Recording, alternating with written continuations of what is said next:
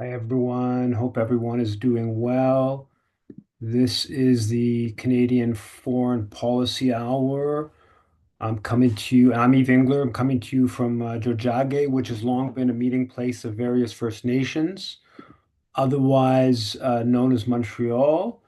And the Canadian Foreign Policy Hour is a critical look at Canada's role abroad, a weekly update. And we've gone on about 3 years of this. I'll get right to it. Hope everyone is well. There's a story about investors in some big funds pressing Canadian banks to disclose their investments from a standpoint of greenhouse gas emissions, because Canadian banks are some of the worst banks in the world in terms of investing in having a high proportion of their investments, of their financing, should I say, in fossil fuel companies, partly because Canada is a major oil exporter, extractor, and a high greenhouse gas emitting country. There's a number of stories about ice in the Arctic, in the South Pole, uh, at lowest levels. This week, a number of stories I saw about just the worsening situation with the climate crisis, and Canada's an outsized contributor. There's a panel, there's a story in Ricochet about this sort of people's forum before the Prospectors and Developers Association of Canada meeting, which is about a week ago. And it was Canadian mining companies guilty of violating rights of nature.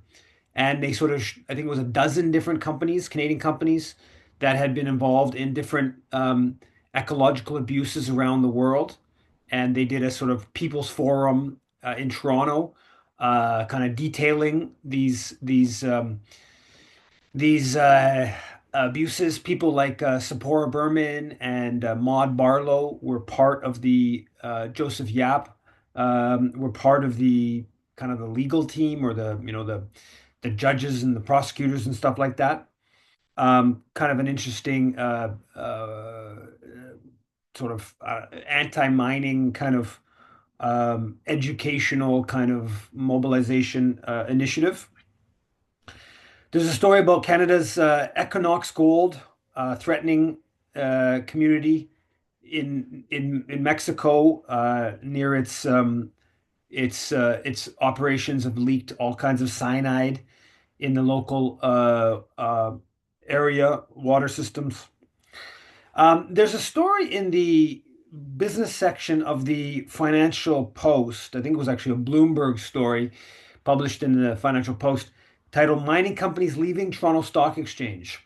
And they say that Canada's now 40% of the world's public mining companies are listed on the TSX Venture and main TSX, down from in 2010, it was 56%. And the number of listings gone down from about 1,097 to from 1,531 down to 1,097. The story's angle, and I'm sure this is hyped, but the story's angle was focused on the China element, and basically the Canadian government bringing restrictions on Canadian companies partnering, being purchased partly by or selling completely to Chinese companies. And basically, a bunch of companies have begun listing elsewhere. And I brought up this story, right? This is a kind of a theme I brought up a number of times, and this the backlash from the mining sector, some of the most abusive elements of Canadian foreign policy. Often, they are not on board at all with the challenge of China, this sort of conflict with China, and the Canadian government's policies are somewhat undercutting Canada as the global mining powerhouse. I don't want to go too far with that, but there is clearly some element of that. And this Bloomberg story mentioned, I think, like five different cases of Canadian companies that have basically moved or are in the process of moving because of the China question and restrictions on relations with Chinese companies. Um, on China, there was China announced major tariffs on a number of Canadian agricultural products. They're saying this is in retaliation to Canada bringing in 100% tariffs on Chinese electric vehicles, which took place about, I think, 4 or 5 months ago.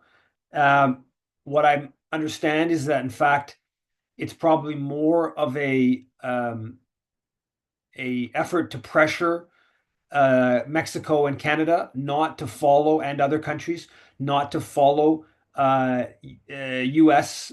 tariffs on China, which Trump is threatening and impose some. And so it's a message by Beijing on that front.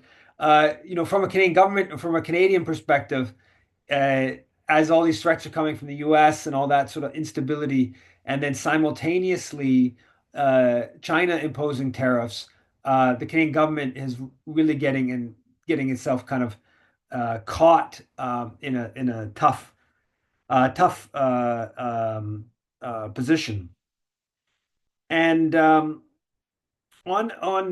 Sudan, which I haven't talked hardly about, even though it's a terrible, horrific conflict there, and millions of people have been displaced. Canada doesn't have much of a connection to it, so I've mostly ignored it. But there's a piece in Canadian Dimension this week titled "Out in the Cold: Where Does Canada Stand on Sudan?" And it goes into some of the Canadian connection. It's pretty tangential. People can take a look at it. Canada also expanded its sanctions on both sides in the conflict in Sudan this week. On a conflict where Canada has a much greater role in the Rwandan aggression in Congo. Um, there was, I think, positive, though limited development on that front. Canada brought in some. Um, well, first of all, they announced a series of measures against Rwanda, minimal measures, but they brought the Rwandan High Commissioner to in Ottawa to complain about, explicitly referred to it as Rwandan aggression in Congo. The piece in the Globe from Jeffrey York, he says that so Germany, France, uh, Britain brought in other measures, and the Globe piece says that they took stronger action. Canada is the latest of many countries to take action against Rwanda, but most other Western governments have taken stronger action. Britain, for example, announced it would suspend its direct bilateral aid to the Rwandan government, halt any future defense training assistance, and coordinate possible sanctions. So much more aggressive policies from the British. I can't even actually remember exactly what the Canadian policies were. Um, I know there was some aid for Congo. It was pretty minimal kind of policies. Nonetheless, it's a bit better. I think it's a little bit interesting to see this dynamic play. The Americans also brought in. The Americans sanctioned the guy who's the former defense minister. I don't believe he is the defense minister, but he's kind of Cabaret.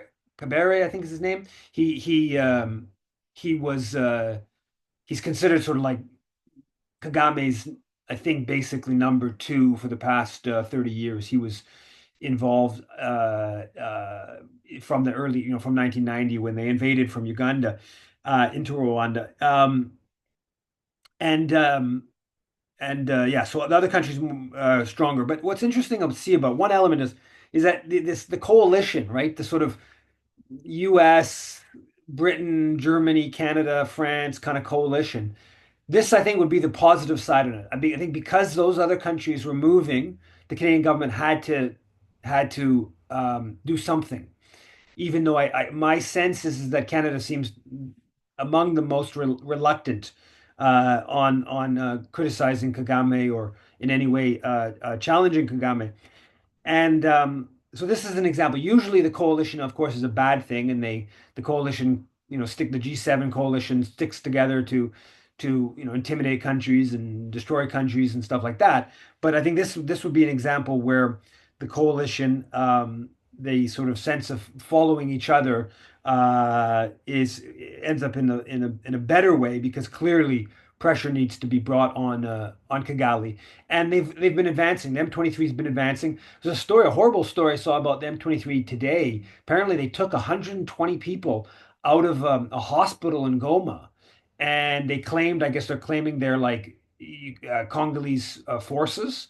I have a hard time believing there was 120 Congolese soldiers, but apparently they sort of like kidnapped them all. It's not really clear where they are. So there's stories of substantive abuses, murdering and whatnot by the M23, and of course the M23 is little more than a cover for Kigali. A couple of the Congolese groups that had been allied with the government apparently switched sides this week and are now allying with with Kigali and M23, and they're on it and they're advancing. I think they're almost taking control of another major city in North Kivu. So it's still a very dangerous and troubling situation. And I think the more pressure, specifically withdrawing assistance to Kigali, to Kagame, I think is a definitely the right thing to be doing. The Globe published this week an op-ed titled "Ukraine has less reason to surrender than when war began," which is just I don't know how to put it. These are the people who are the pro-Ukrainian people who are coming up with the most uh, alleged pro-Ukrainian people come up with the most outlandish arguments for how things are better for Ukraine now, and they just got to keep fighting. If they just keep fighting, and finally, when there's no Ukrainians left, then things are going to be looking even better. It's kind of remarkable to see some of this, and some of this stuff, the kind of fallout from that meeting. I guess it's not Friday, but the Friday previous, where Zelensky was in the Oval Office. Um, that played out through this week, and especially earlier in the week. And you have like even like Rabble.ca published Trump's meeting with Zelensky was a display of abuse and sociopathy. And it's basically a sort of like this was the actions of an abuser kind of psychoanalysis sort of thing of Trump and Vance. And I don't have any problem with criticizing Trump and Vance. Well, certainly criticizing Trump and Vance for like an endless stream of different moves, and even there's varying perspectives on what happened in the Oval Office. I didn't watch it all. I know it didn't happen until 40 minutes or so of a fairly calm discussion, and then it all kind of went off the rails. But ultimately, like the specifics of that are kind of irrelevant, right? The issue at hand is the issue, which is, do you continue this war? Does the U.S. continue to provide more and more weapons and more intelligence support and more other forms of assistance? Or do you go in a different direction? And that's not saying that the different direction is great. Conceding 20% of Ukrainian territory to Russia would not be, I don't think that would be a just result. But when you're in a bad situation, what do you do? If you're in a hole, do you keep digging, or do you realize you're in a hole and figure things out? I don't like. It's not. This isn't. It's not. Again, it's not a great situation in any direction. But and the rabble piece is just piling on to the overarching uh, mainstream liberalish neoconish, whatever you want to call the media world, that's just all about, we got to just keep fighting and keep going and keep this proxy war going. And this is all about democracy and the world, democracy is on the front line. And if we don't, Russia's going to conquer London in 2 weeks or whatever the different stories are floating around out there. And so it doesn't help anything. So if you want to psychoanalyze Vance and say Vance and Trump were mean to Zelensky, yet we should move towards ending the proxy war. Fine, I don't have a problem with that. But that's not what's being said. It's just the abusers of Trump and Vance are, targeting Ukraine rather than the kind of underlying issue. And there's some interesting analysis about that Trump, like what Trump's actually done here. In many ways, Trump's now boxed himself in. Obviously, they made it very clear they want an agreement with Russia. It's going to be difficult to not get an agreement, and Russia's probably going to push for a pretty what from their perspective a pretty maximalist, or maybe not maximalist, but a a good agreement from their perspective. So it is I think going to be an interesting kind of development. I saw that Marco Rubio in Saudi Arabia today. He stated very clearly that Ukraine is going to have to give up a bunch of territory. Um, I think that seems self-evident to me. Uh, but so yeah, so now in amidst this kind of discussion of Ukraine and NATO proxy war and the Europeans like, oh, we're going to double down and we're going to come to your assistance. And Ukraine's losing even with the US and Europe's assistance now that the US is pulling out a whole bunch of fronts, and they have, and it's going to there's just no chance. There's no chance. I mean, unless I don't know, some sort of bizarre miracle, but very, very little chance that Ukraine's going to turn things around. So I think that just has to be understood. And but amidst the panic and all this in the Canadian media, and a whole bunch of panic, all kinds of different people just freaking out about the state of the U.S. empire, like Iveson at the Globe, the CBC and the Globe guy, CBC, the power panel guy. Is it no? Is it Ibbotson or Iveson? I get them confused sometimes. And Panic piece in the Globe. The Globe published an editorial this week about this in large part, an official editorial. It was headline Pax Americana over. Donald Trump killed it. Sometimes America's influence rubbed people the wrong way. Some called it imperialism, rubbed them the wrong way, right? In Vietnam, they were just rubbed the wrong way. In Iraq, they were just rubbed the wrong way. The Haitians were just rubbed the wrong way. Uh, uh, but can then he go on? But no one could deny that it ushered in a period of relative peace and remarkable prosperity that is justifiably known as Pax Americana. The post-war period made the U.S. the greatest economy on earth, a beacon of democracy, peace, and hope, and the leader of the free world. What Mr. Trump calls freeloading by NATO allies and trade partners was the cost of preserving that status quo. And it's just like, I mean, okay, relative peace. I mean, I don't, I'm not that versed in the past, 2,000 years or whatever of human history. But there's a lot of violence. There's a lot of violence that the U.S. committed. There's a lot of subversion of democracy. So to frame that as, this pro-democracy, pro-peace, that's a pretty impressive framing that the Globe business sector or the Globe editorial board. But it's kind of like across the spectrum, across the dominant media of this just total, again, there's lots and lots to dislike about Donald Trump. Um, the weakening of Pax Americana is not part of what I dislike about Donald Trump, but that's the dominant media, and it's basically we're we want better management of the U.S. empire. The current managers of the U.S. empire are not doing it the right way, and that's a big criticism in the dominant media for Donald Trump in Canada. As part of some of this, there was a piece in the Financial Times, op-ed, just totally open. Europe must trim its welfare state to build a warfare state. So they're just totally open about it. We got to pump a bunch more weapons and soldiers in the UK and France proposal to send troops into Ukraine. And we got to chop the payments to seniors and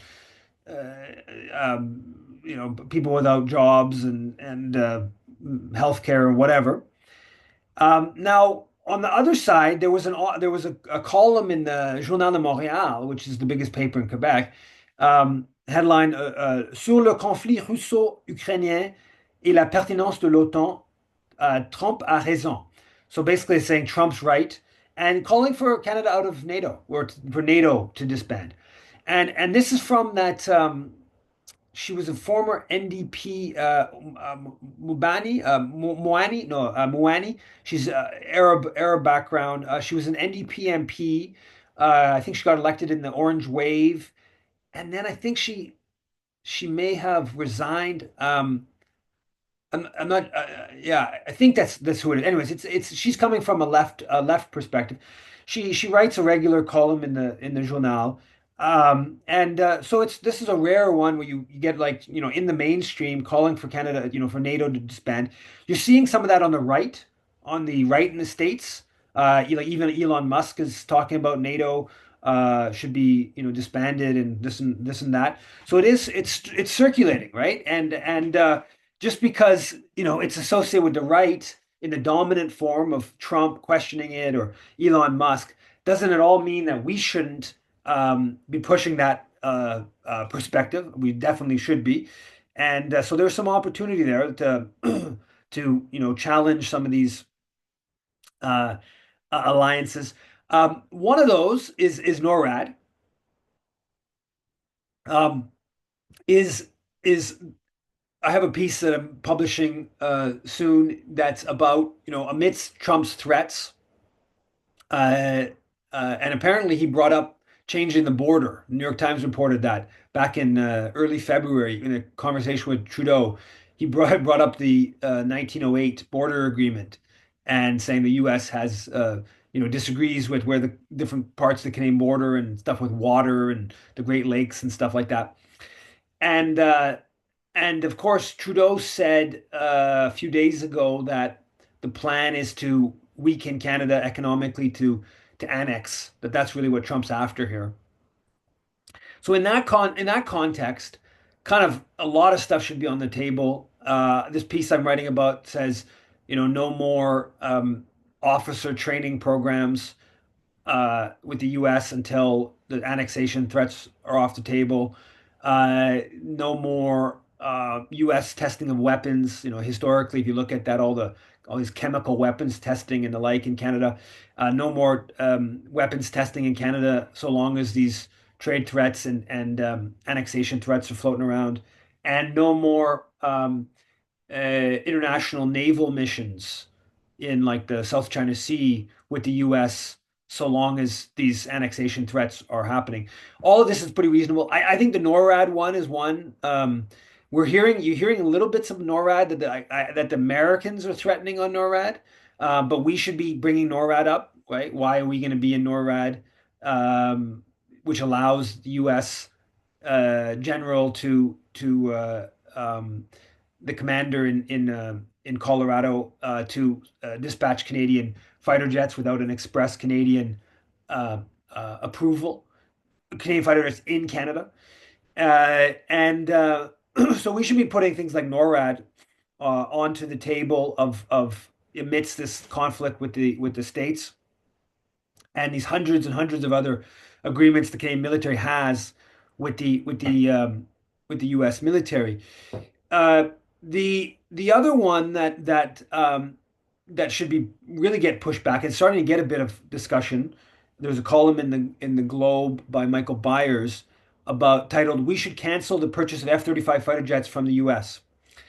And Byers points out that the source code is all in U.S. facilities, and they keep it secret, and so this should be basically the U.S. is almost, you could say, has like a kill switch, and apparently this is starting to rattle around in Europe as well. Germany and other countries that were purchasing the F-35 are starting to to put that back into question. And so the U.S., all of the upgrades, all of the parts, the U.S. has to approve. The initial Canadian fighter jets are actually dispatched to a U.S. They don't they get sent to a U.S. base to 2026, and I guess the Canadians maybe train there, and Canada doesn't actually get the fighter jets until 2028, apparently. So there's all these different ways in which the U.S. would have or has control slash leverage over these fighter jets. And so if the US was going to invade, which, if you're talking about annexing a country, maybe that could happen, then you could just literally like sabotage Canada's Air Force with like a flick of a switch almost. Apparently, there's a bit of a dispute on some of these details, but nonetheless, they have huge control over this. And and then obviously, should we be paying 19 billion up front and then 70 over the life cycle to a US arms giant, right? So that's something that's getting more attention, and I think we're going to do an action alert on this. Hopefully tomorrow, it's going to go to the Canadian Foreign Policy Institute list on the F-35 and asking Mark Carney to end that agreement. That I think is definitely an anti-war push that we should rekindle in the coming. And also the F-35, of course, has been used as an offensive fighter. It's not defensive. It's set up to assist the U.S. military. So pulling out of the F-35 would send a big message to Lockheed Martin, very powerful U.S. company, but also to the Pentagon. And it would, I think, a bargain, from a bargaining position. Now, Trump would probably get really angry initially, but if we're going into this, full-on trade war, this is definitely something that should be seriously pursued. Um, there was a story actually also about Irving got a huge contract, 8 billion was announced for three new Navy destroyers. Apparently, it's going to cost $22 billion for these three vessels over the full in costs. Remarkable amount of money. Um, the on Syria, of course, is horrible, horrible killing of Alawites mostly. It's not clear how many have been killed, but it looks like it's very possibly into the thousands. There was fighting where it sounds like kind of equal number on both sides. Armed resistance to the HTS, about equal number, seems like about equal number. Both sides were killed, 150, 200 kind of range, but then huge, huge massacres of Alawites. Um, and the Canadian response is very, well, first of all, the Globe publishes a piece on Saturday. What the piece is okay. I mean, it's not a good piece, but if you read the full thing, it kind of has like the full story in there. But the headline frames the whole thing. Over 200 killed as Syria battles al-Assad loyalists. Okay, that's the headline, right? Where at this point we'd already known. I mean, it's become a bit clearer since, to be fair to the Globe, but it was already known there had been a lot of sectarian killing of civilians by this point. And and so to frame it that way, right? It's like as if there were just some like clashes with the Assad loyalists. It's all kind of justifiable. Again, in this story, they do talk about. I think they cite that number of 745, which the Syrian Observatory published. I think some point on Friday.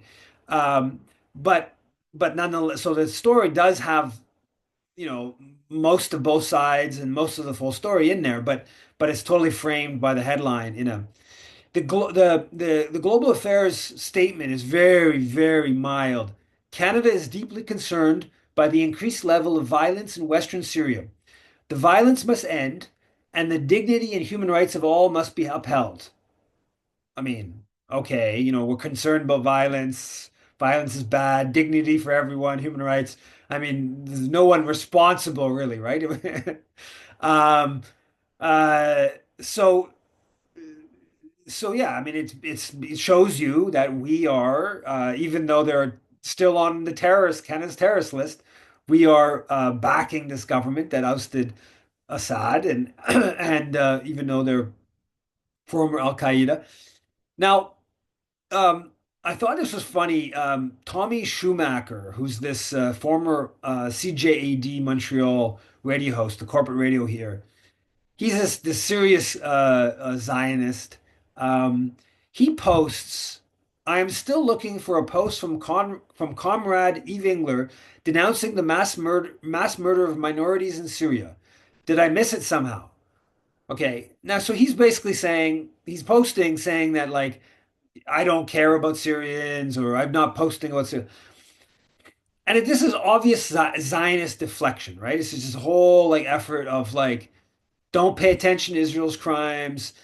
Crimes are worse. Look at Sudan. Look at okay. Now, in this case, Schumacher, who is confused geopolitically, right? Because he doesn't even really know enough that Israel assisted in ousting Assad and was you know aligned with this geopolitical shift. And he also doesn't seem to understand that, in fact, my position on this would be one of being critical of the Canadian government for not saying more about this horrible sectarian violence. And the reason I'm not saying more about it is because the HTS is aligned with the U.S. empire. So he's confusing himself a little bit geopolitically, but he hasn't. That doesn't matter to him. He's sort of a simpleton Zionist deflection. And this is just like you see this all the time. Now, what I find why I find this Tommy Schumacher thing interesting is because I've actually been on his show. I've gone on his show multiple times. One time I debated Rabbi uh, the guy who assaulted me when I interrupted Hillel Noor. I'm forgetting his name now. He's on the CJA board, CJA Quebec board. Anyways, he's hardline Zionist rabbi. I debated him, but I went on Schumacher's show at least twice on car related. I think on other issues too, other books. But like he actually was kind of like he took public transit to work all the time, and he didn't own a car. And so when I co-authored the book on cars, stop signs, he had me on I think at least twice. So Tommy Schumacher knows that I was certainly at least cars, but I'm basically certain he knows that I've published a book about Canada's role in Africa, about Trudeau or Pearson's foreign policy, about Trudeau's foreign policy, about coups, about Haiti, about like he knows that like right so. But he's still just like so sucked into this. Like he is such a Jewish supremacist, and he's so oriented towards like Jewish worldview as he sees it that he's just like he deflects from I don't know me not criticizing this as a way of him just self-justifying that like I don't actually care about Palestinians. It's just to criticize Israel because it's the Jewish state or however exactly he self-rationalizes that or frames that. It's just and you see it endlessly. The one I found really funny about this kind of Zionist deflection was back in like 2016. I wrote about this at the time with Canada Land and Jesse Brown and on the Green Party, Green Party BDS. And so Jesse Brown in the Green Party BDS discussion is a very interesting one because Jesse Brown actually shows like how crazy biased the media was after the 2016 Green Party resolution. And it's like they don't quote anyone supporting the resolution, they don't quote any Palestinian, and it's just entirely pro-Israel kind of criticism of it. And Jesse Brown puts in this thing about like the how does he do it? The conflict between uh, Sudan, North Sudan, and Sudan. Anyways, he gets like the detail. He's like basically why didn't the Green Party have a resolution on the conflict between I think he said North Sudan and Sudan? But of course he's like South Sudan had become a new country that point, and he gets his details like completely wrong. He just wants to deflect, right? How dare you talk about Palestine? And he just got to talk. We got to talk about Sudan, and I get all my details in Sudan wrong, and it's just that's a very you saw that sometime a little bit a few months ago. You saw it with some of the Congo stuff and Rwanda, right? You had some of these Zionists. Well, why are you talking about the Congo? And then they kind of realized, in fact, well, actually, Kagame is pretty close to Israel, and part of Kagame's thing is all the sort of Holocaust museums have given the whole Rwanda genocide narrative, have like laid credence to Kagame's very simplistic depiction of that, in part because Kagame is kind of caught up in this whole network of Western power. And anyway, so they don't know enough geopolitically to even like understand where their deflection doesn't make sense, as in Schumacher's one about Syria, but they just want to deflect desperately from talking about Israel and Israel's crimes. Somewhat related, the Globe published a piece this week, headline Canada's relations with Tehran remain frozen. One thing that was interesting in this piece, I didn't know, apparently Canada has the second biggest Iranian diaspora in the world, 300,000. I didn't know that. Now, the main thing that's interesting in this piece, and this sort of goes over how there hasn't been relations since 2012. Um, One of the only countries that doesn't have relations, major country doesn't have relations with Iran. Of course, Trudeau promised to restart relations, and the story kind of goes over it. Now, they talk a little bit about like what happened with this negotiation on restarting relations, and this is written by Jeffrey York, and he's in Iran. Maybe he's not there anymore, but he was in Iran, and what they leave out, like he mentions the different dimensions. He talks about Canadian aerospace companies wanting, Bombardier, for instance, wanted to restart diplomatic relations because they saw the possibility of selling um, um, planes. And so there were business interests that wanted to restart diplomatic relations with Iran. It's a big country. And obviously, there's lots of people within the Iranian community. It's divided, and the story goes over the division. I think, somewhat fairly goes over that there are different factions within the Iranian community in Canada on restarting relations or not. But what he leaves out is the Israel lobby. Okay. And why this is really, and basically the Israel lobby sabotaged restarting of relations.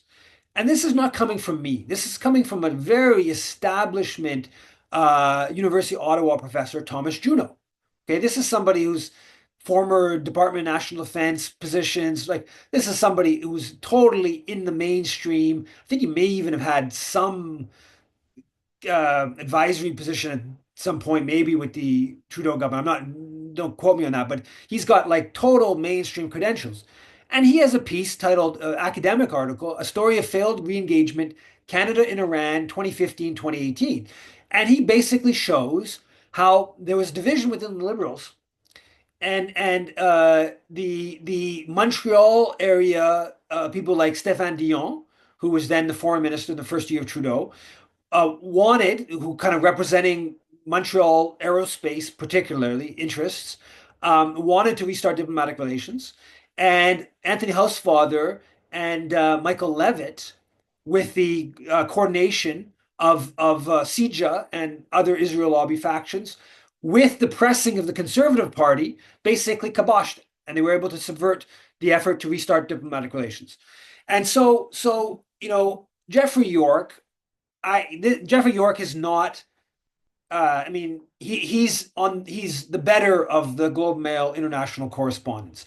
I doubt that Jeffrey York doesn't have an inkling.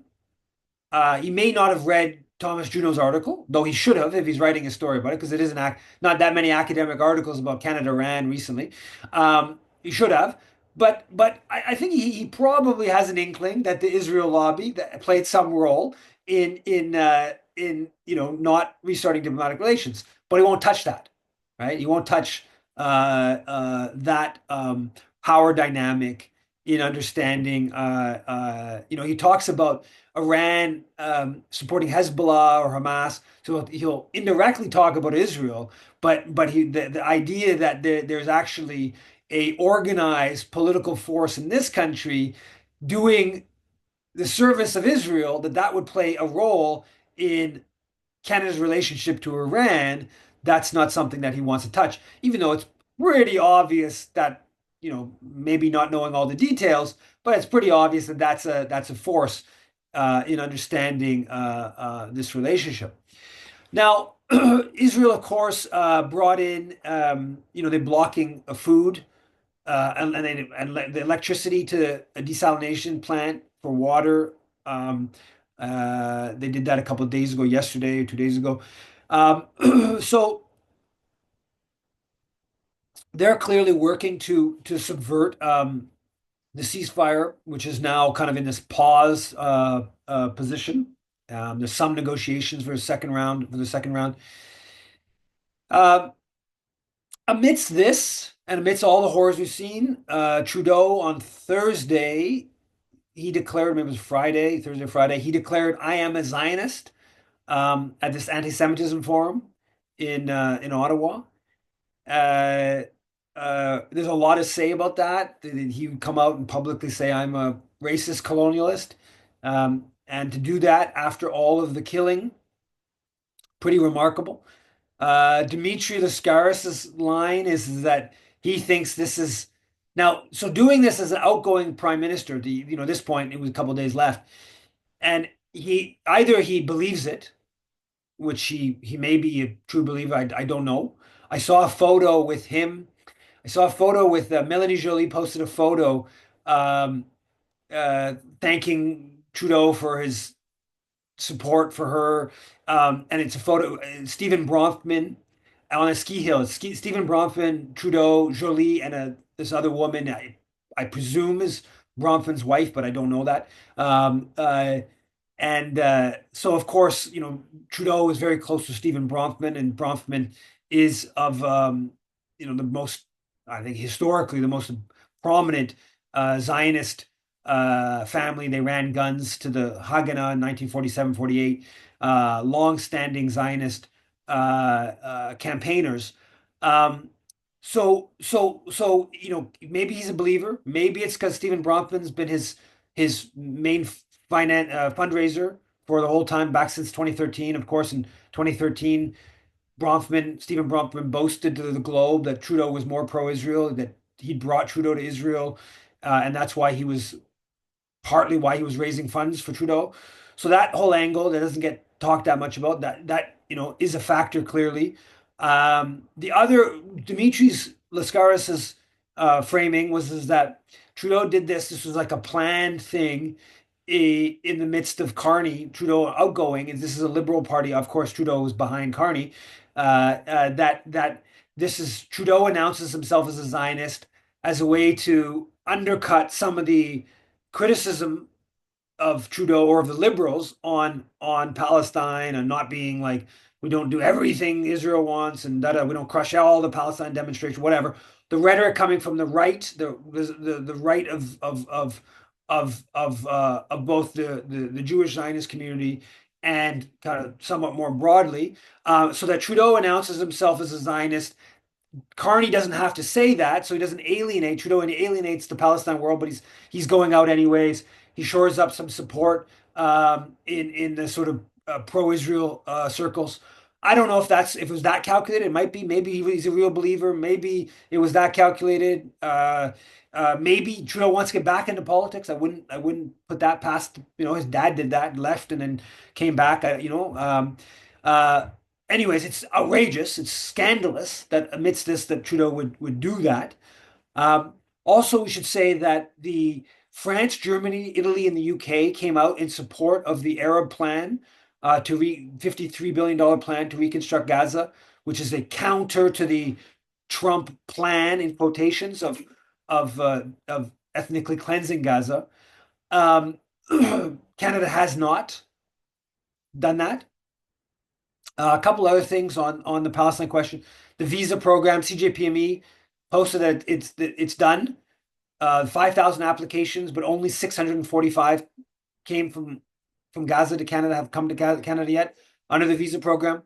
At the Anti-Semitism Summit, they announced 10 million bucks to different sort of combating anti-Semitism initiatives. Some of that money is going to Hillel, Ontario, the Federation in Ottawa. The Federation, of course, is one of the sponsors. All the Federation sponsors CIJA. A number of these Holocaust museum type initiatives, which are all very, pro-Zionist. So a whole bunch more public money going to these groups that are in one way or another promoting the slaughter of Palestinian children. At the anti-Semitism summit, the Toronto police chief, Demq, I forget his first name, he was there. He gave a speech, um, and this is all like the whole framing, right? These. I got an email today about an activist apparently in Mississauga who had the house raided, and they're framing that it's hate, um, hate. They're involved in hate of some sort, right? And they're seeing a lot of this going on. Of the police, Toronto police have done a lot of this. They have a whole new unit that they boasted, I think like 32, to supposedly target hate, but it's in fact largely targets opposition to genocide. And a bit on some of that repression. There was a journalist, Zachary Reuter, who apparently is according to the World Socialist story, is actually Jewish. He interrupted Merit Stiles at her post-election, the Ontario NDP leader, and he got like beat pretty bad by the cops and got detained and arrested. And all he did apparently was like sort of yell something somewhere in the room about Merit Stiles stands for genocide or something like that. And there were some images I saw, pretty serious police overreaction to this. And we're seeing, a lot of this kind of stuff. And the contrast. So I did an interview. So this week, Honest Reporting Canada's assistant director, Robert Walker, he had a plea deal. So he did 17 different counts of is it mischief he was for, and basically they were stenciling, they were sort of graffitiing, stenciling all across a part of Toronto. Fuck Gaza, mostly fuck Gaza. And these three people got caught by the cops doing this, apparently. This week, I think I talked about that a few weeks ago previously. This week, I did an interview about this on you can check it on my YouTube. And they did a plea deal and they paid $1,000. So the Honest Reporting Canada's executive or assistant director paid $1,000 to have it, I think, just disappear. He never went to jail. He didn't even apparently appear in court. Okay, and he apparently they did this a bunch before. This was the latest round they got caught on. But apparently in this neighborhood this has happened previously, so probably it was the same people who did it. And and to see the difference, right? Like no one's they're not getting the houses raided early in the morning and this kind of business, right? And the difference in treatment that the prosecutor just sort of like let this go. Okay, oh yeah, and the fine was $1,000 to Sick Kids Hospital. It's probably like tax deductible. It's not a fine to like Children of Gaza, even to some like very mainstream Gaza-oriented charity. At minimum, that's what it should have been. Uh, um, but it's part of this whole kind of double standard on all this stuff that we're seeing all over. Jeremy Appel has a good story on the government in Alberta's role in the crackdown on the encampment back in May. Headline: How the UCP covered up police violence against University of Calgary Palestine encampment. And he gets some. I don't know how he got them, but he got some handwritten notes from the government's. I think maybe the chief of staff to the premier, and they were just all in on it. Total scandal, right? And they had communication with the police about how much violence happened and whether a concussion amounted to I don't know what the wording was, but basically that there was any excessive use of force and a concussion. Some people got concussed, or at least one, or maybe it was two, got concussed, and that doesn't. They on one hand they said that would be considered excessive use of force, but on the other hand they didn't in practice consider that. Anyways, it goes into a bunch of this sort of scandal. I know it's making some waves in the Palestine world in Calgary. And I met with some of those people in the summer, and they were it wasn't long after the encampment had been attacked, and they were clearly somewhat traumatized by how the police had come in really aggressive. I think they'd taken it down or something like that, and they still got beat. I don't remember the exact details, but and then to conclude, I've gone on too long again. Just maybe a bit on the Liberal leadership race, and obviously Mark Carney won. I think the best thing to say about the Liberal leadership race is that Chrystia Freeland got really smoked. I mean, she got 8%. I think very embarrassing for Chrystia Freeland. Uh, that was a little bit of a blow to House Father came out in support of Freeland, and she was definitely positioning herself as the most pro Israel of the candidates. Obviously, there was a very good disruption of her launch. Very, very good disruption. I have to say, unfortunately, we have to be honest with ourselves here. The Palestine didn't do well at all, aside from that very successful interruption in asserting ourselves into this race. Unfortunately, I think the fact that it was the ceasefire was sort of going on meant that a little bit of it diminished, but we have to. I don't know what we should have done or could have done, but I do think that was not a successful bringing the Palestine question into the race. Somewhat surprisingly so, I would say, inability. Even the Frank ballots, we like CJPME did a summary of the candidates' positions on Palestine.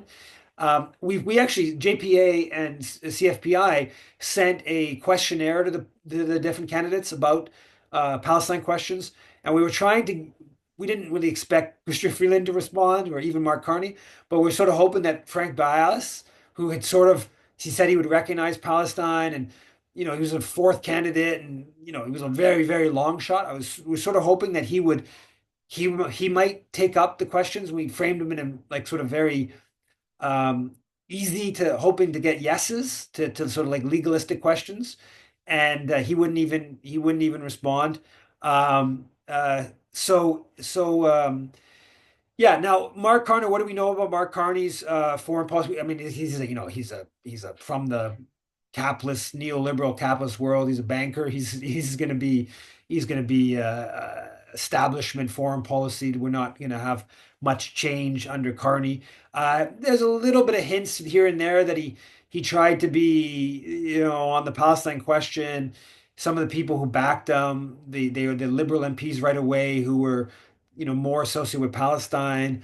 He criticized Trump's Gaza plan. Now, conversely, he met with Kotler, posted about meeting with Kotler not long ago.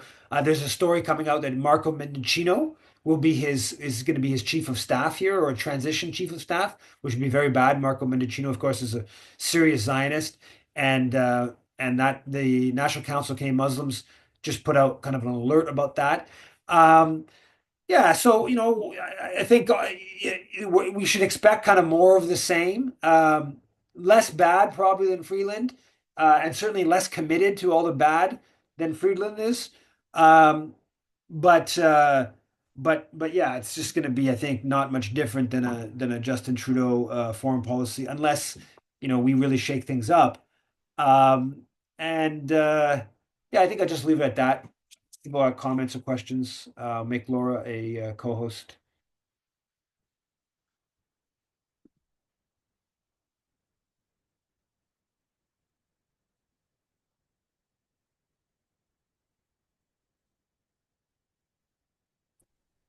Go ahead, Lynn, and Yeah, I then don't understand what's going on with the Alawites and Israel supports them or not, and the Druze and the other ones. What are the other ones? HTP, can you elucidate a bit on that situation? Which side yeah, Israel well, was on? I mean, Russia was on the side was with the Allies supporting Israel in World War II, so against Nazism. So I don't get it. I don't I'm not very far from knowledgeable about the different minority groups in Syria, but what's going on with the Druze is different. I mean, Israel is using protecting the Druze as a justification for their colonization of southern Syria, is what my basic understanding. And the Israelis are even funding the Druze community in Israel as part of trying to woo them into their plan to take more Syrian territory and use defending Druze as part of the justification. That's kind of my understanding what Israel's doing. Now, with regards, it's a very different part of Syria. It's the northwest of Syria, Latakia, and the coastal area, which is the predominant Alawite part of the country. And there, I mean, Alawites, Assad was Alawite. I think it was like it's about 10% of the country. And the Islamic fundamentalists don't like minorities. They are hardline, believers, whatever you want to call it exactly.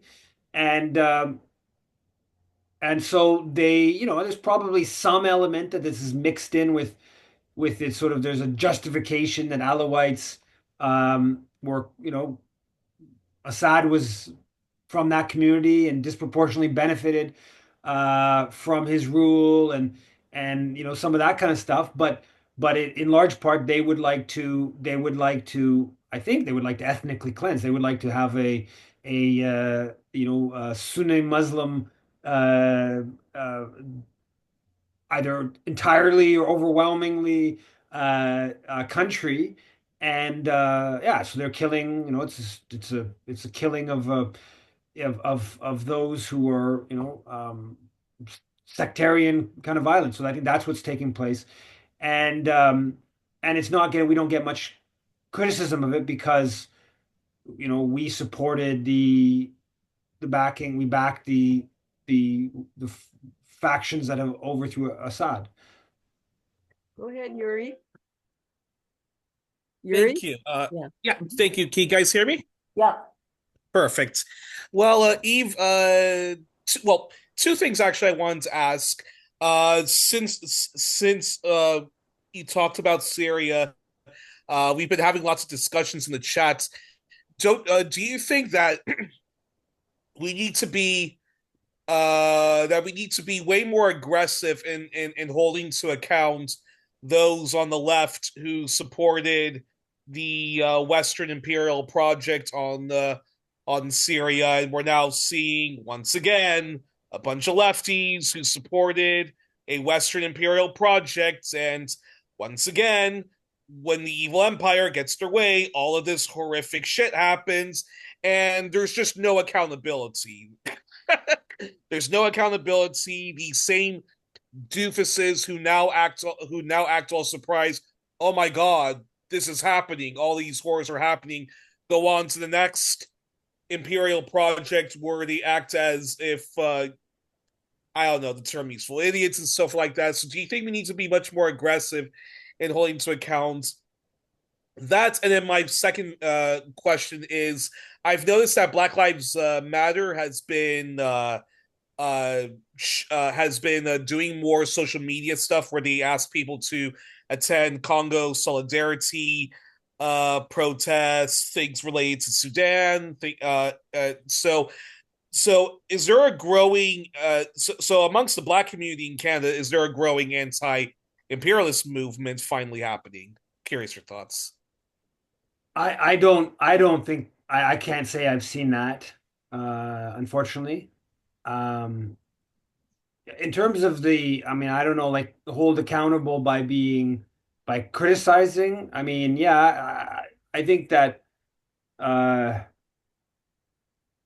yeah, I mean, there's a lot of different, there's a lot of different international issues where there's large segments of the sort of liberal left world that goes along with the dominant narrative or goes along with the imperial project, from China to Ukraine, NATO kind of stuff. Like what I don't know which one, like yeah, I think we need to um uh center. I think what we need to do is center, like again, is all that, how did Canada or how the US. And so yes, I think, obviously people in the States where the US government spent billions and billions of dollars in the regime change and brought in all kinds of sanctions and tried to destroy the economy and continued that for, until still continue it actually. Um, that all needs to be challenged. But yeah, I don't know. Like, I wouldn't put it that high up on my list of the prioritizations, that are, for political energy, right? There's so many there's so many issues. But yeah, certainly um, we should be reminding people that the destruction of the NATO bombing of Libya wasn't responsibly to protect. It wasn't a wasn't a humanitarian endeavor, just like 99 in Serbia, or whatever the different sort of rhetoric of Clinton or Obama, or right. But how do we what that means concretely, and how much time or whatever, I don't know. Yeah. Okay, Corinne, go ahead. Yes, I was wondering if you could elaborate on, you said there were sanctions from Canada on stuff going to Sudan. Now, I was just curious about what the nature of the sanctions were. You can elaborate on that. I think there is some involvement with Canada with arms trade going through the United Arab Emirates that could be attacked in terms of the war that is going on there. Yeah. That's I mean, uh, my understand I don't the details about the sanctions, but I believe they were sanctions on individuals, uh, on different individuals. I don't know that it's like uh, yeah, I'm just looking at really quickly. Sanction individuals and entities affiliated with SA the so yeah, so this is mostly it's a number of individuals on both sides, that the on the Sudanese military side and the RSF side, that have been sanctioned. Um, and now what the Canadian Dimension piece talks about in terms of the arms that people can check out, basically Canada has sold weapons to UAE, and UAE has provided weapons to the RSF. Uh, Also, they mention Canadian weapon sales to Chad, and Chad has supported, I believe, the RSF also. Very small amount. I think it was like 1.5 million or something like that in weapon sales to Chad, and then it's a bit bigger to UAE. UAE, there's been some, but it's not a huge amount. Um, but that's fairly tangential. I mean, you're talking about like some weapons going to UAE, and UAE provided some weapons to uh to the RSF. Um but yeah, so that's what I understand. But I don't think there's much Canadian trade to Sudan, for instance. So there's not much to block in terms of sanction in terms of that front. Can I just ask the last question, which is how much involvement Canada really had in supporting the anti-Assad forces, starting with Obama and for the last, what is it, 15 years? Or were they just like tangentially involved the way they are involved in everything the US and NATO do, or were they actively supporting them with money, with arms, whatever? Well, they Ken Stone might. I think I saw Ken earlier on here on the talk. He did an interview. I interviewed him 3 months ago or whatever on that, and he goes over it pretty well. Mhm. So I don't remember all the details, but offhand, but yeah, they did they oversaw a kind of coalition of the yes, a grouping of, what do they call? I don't know what they call it, but a grouping of states that were basically, didn't recognize Assad, and Canada did lead that for a little bit, if I remember correctly. They also listed as a state sponsor.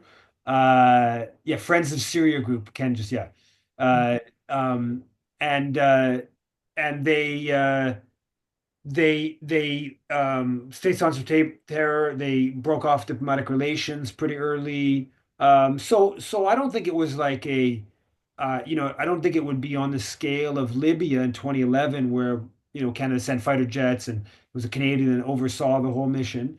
But there was a contribution. It was it wasn't it was uh, of some significance.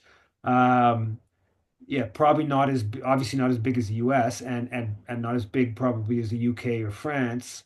And then also some of the obviously Turkey and Saudi Arabia. But it was a substantive contributor, and yeah.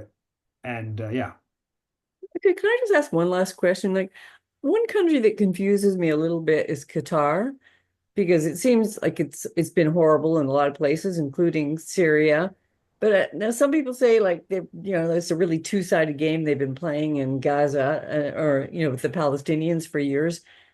Do you have general thoughts on the Qataris? Like Yeah, no, I agree with you. And you know what? This is one to watch Al Jazeera. So I watch Al Jazeera yeah, English kind of every day, basically. yeah.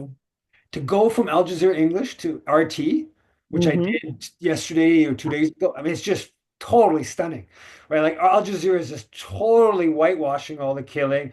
They'll like the first of all, like Syria ends up like it's the fifth thing it's the fifth thing they have on the program, and then it's kind of all Hmm. confusing. And there's some maybe some bad. They kind of hint at some bad things happened, and but then you go to RT, and RT is just like going hard at it, right? Right, the top item, and just they're interviewing. I just listened to this guy earlier today,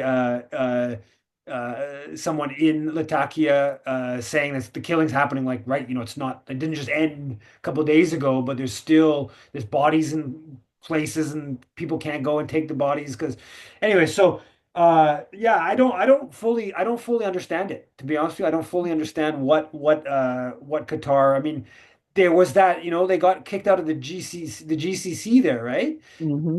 Gulf Cooperation Council, and then there was a real, I think it was a pretty serious Saudi UAE effort to out. I think they were trying to oust them, Yeah. the ruling family, and then they kind of allied with Turkey. That's my understanding, is that Turkey really helped Qatar to kind of get around that, and but yeah, I don't know. It doesn't, because they have this huge U.S. base there, Yeah. so they're clearly very subordinate. And like just Al Jazeera, like aside from Gaza, Al Jazeera Yeah. generally follows U.S. empire's Oh perspective, yeah. aside from Palestine. Um, so yeah, I don't know enough about what's going on internally within the ruling family, or how, what the power structure is to understand that. But yeah. Okay. Well, thanks, Eve. That was a great session. Night Pleasure. all. Yeah.